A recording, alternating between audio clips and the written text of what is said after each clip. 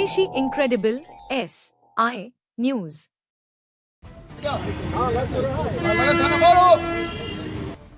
जिंदाबाद जिंदाबाद, एक धक्का और दो, पाकिस्तान तोड़ दो, एक धक्का और दो, पाकिस्तान तोड़ दो, एक धक्का और दो, पाकिस्तान तोड़ दो, एक धक्का और दो, पाकिस्तान तोड़ दो, एक धक्का और दो, पाकिस्तान तोड़ दो, एक धक्का और दो, पाकिस्तान तोड़ दो, एक धक्का और दो, पाकिस्तान तोड़ दो, एक धक्का और दो, पाकिस्तान तोड़ दो। पाकिस्तान मुर्दाबाद मुर्दाबाद मुर्दाबाद, पाकिस्तान मुर्दाबाद मुर्दाबाद मुर्दाबाद, पाकिस्तान मुर्दाबाद मुर्दाबाद मुर्दाबाद, पाकिस्तान मुर्दाबाद मुर्दाबाद, आतंकवाद मुर्दाबाद मुर्दाबाद मुर्दाबाद, आवाज दो हमें है, आवाज दो हमें है, आतंकवादियों को फांसी दो, फांसी दो, फांसी दो, आतंकवादियों को फांसी दो, फांसी दो।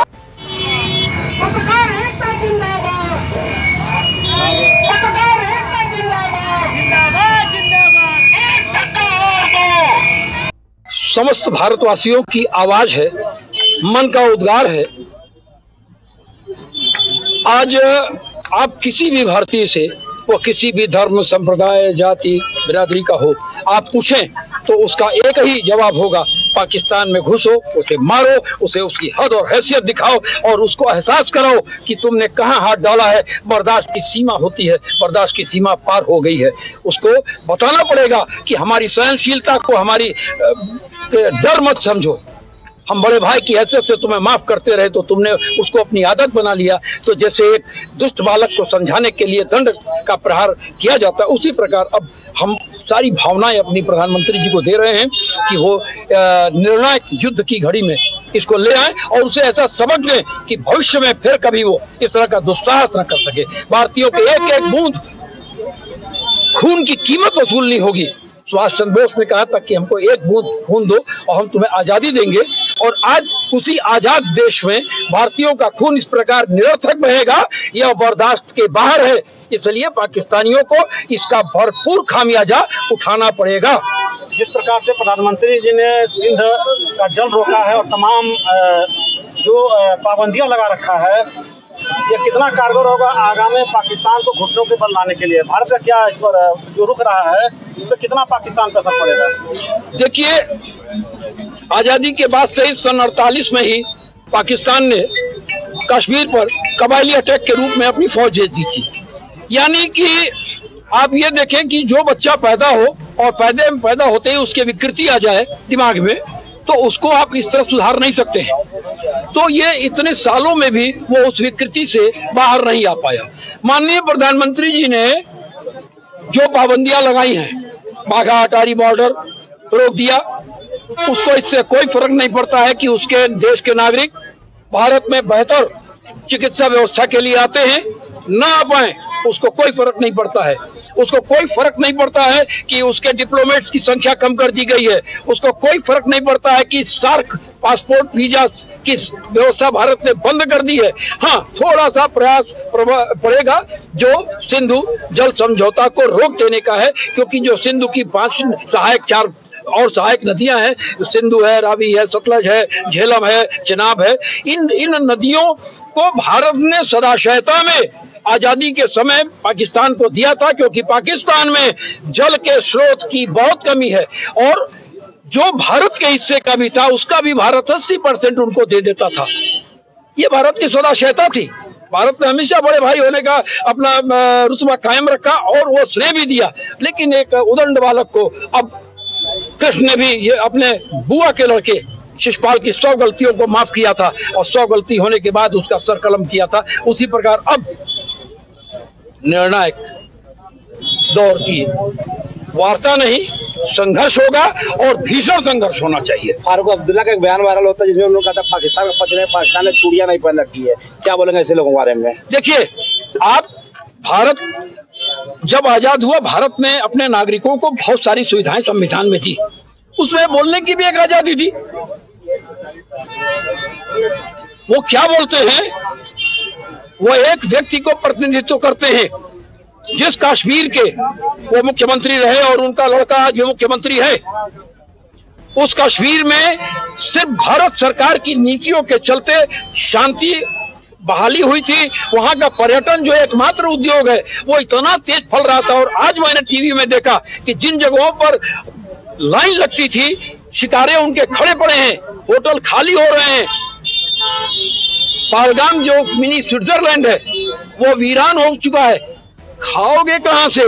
तो आज आम कश्मीरी से पूछोगे तो वह भी यही कहेगा कि नहीं, फारूक अब्दुल्ला गलत बोल रहे हैं। भारत जो कर रहा था सही कर रहा था, और अब जो भारत करेगा वह भी सही करेगा। तो आज हम लोगों ने जो हमला आतंकवादियों ने किया और 27 हमारे भारतीय निर्दोष नागरिकों की जो हत्या हुई, उसका एक एक दिन आज प्रत्येक करीब 1.5 अरब हिंदुस्तानियों के ऊपर एक कर्ज। और आज समवेत स्वर में हर भारतीय का अंतर्मन यह प्रकार से कह रहा है कि अब पाकिस्तान की हरकतें बर्दाश्त के बाहर है और उन्हें सबक अब घर में घुसकर सिखाना पड़ेगा, जैसे इजराइल अपने विरोधियों की और अपने नागरिकों की हथियारों के साथ करता है। छोटा सा देश है इजराइल। तो आज हम लोगों ने प्रधानमंत्री जो एक निश्चय किए हैं, उनको बल देने के लिए कि आम नागरिक, पत्रकार समुदाय, अधिवक्ता समुदाय, व्यापारी समुदाय, चिकित्सक समुदाय और आपका प्रशासनिक संवर्ग, हर व्यक्ति यह चाहता है कि इस बार एक निर्णायक दौर में पहुंचकर हम लोग और जो पीओके की लड़ाई है हम उसे अपने प्यारे हिंदुस्तान में मिलाएं और इस रगड़े को परमानेंट खत्म करें, उसे इस तरह का सबक। तो हम लोग ने एक ज्ञापन बनाया है जो हम आपके जरिए पहुंचाना चाहते हैं, वो मैं आपको सुनाऊंगा। श्रद्धेय प्रधानमंत्री जी, भारत सरकार नई दिल्ली द्वारा जिला प्रशासन गोरखपुर उत्तर प्रदेश। विषय पाक पर निर्णायक प्रहार की आवश्यकता। महोदय, अत्यंत दुखद है कि पहलगाम में पर्यटन के आनंद में डूबे 27 लोगों को हथियारबंद आतंकियों ने लगभग आधे घंटे के मौत के खेल के दौरान मार डाला। विभत्सतम तरीके से धर्म बताकर की गई इन हत्याओं से न केवल संपूर्ण मानवता शर्मसार हुई, वरन आज भारत के प्रत्येक नागरिक के मन में प्रबल आक्रोश है। महोदय, इस घिनौने और विभत्स घटना की जिम्मेदारी लश्कर-ए-तैयबा के मुखौटा संगठन द रेजिस्टेंस फ्रंट नामक संस्था ने ली है, जो पाकिस्तान की खुफिया एजेंसी ISI की सरपरस्ती में चल रहा है। कंधार हाईजैक, संसद पर हमला, रघुनाथ मंदिर पर हमला, अक्षरधाम पर हमला, पुलवामा हत्याकांड के बाद भी कठोरतम दंडात्मक कार्रवाई न होने का ही परिणाम पहलगाम हत्याकांड है। एक छोटा सा देश इजराइल अपनी दृढ़ इच्छा शक्ति के दम पर अपने नागरिकों के प्राणों की हिफाजत करता है, वह साजिशकर्ताओं के घरों में घुसकर मार करता है। अब समय आ गया है कि भारत भी पाकिस्तान पर सीधे प्रहार कर उसे उसकी हद और हैसियत बताए। यही आज प्रत्येक भारतीय की इच्छा है, मंशा है। हम कभी युद्ध को प्रश्रय नहीं देते, पर इस घटना ने बर्दाश्त की हद को पार कर लिया है। इसलिए चेतावनी और सर्जिकल स्ट्राइक नहीं, अब पाकिस्तान में घुसकर अखंड कश्मीर लेने के लिए निर्णायक प्रहार की आवश्यकता है। हम सभी को आपके दृढ़ इच्छा शक्ति पर भरोसा है। अब आर हो या पार, निर्णय की घड़ी आ गई है। भारत की 1.5 अरब जनता आपके साथ आपकी शक्ति बनकर खड़ी है। जय हिंद, जय भारत, जय अखंड भारत।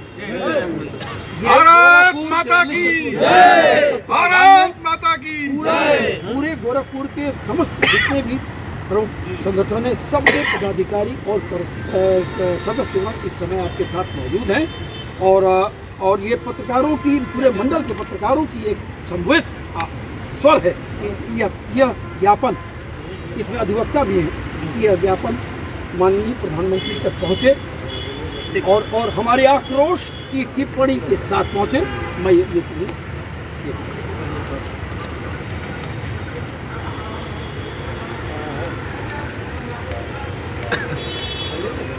भारत माता की जय, भारत माता की जय।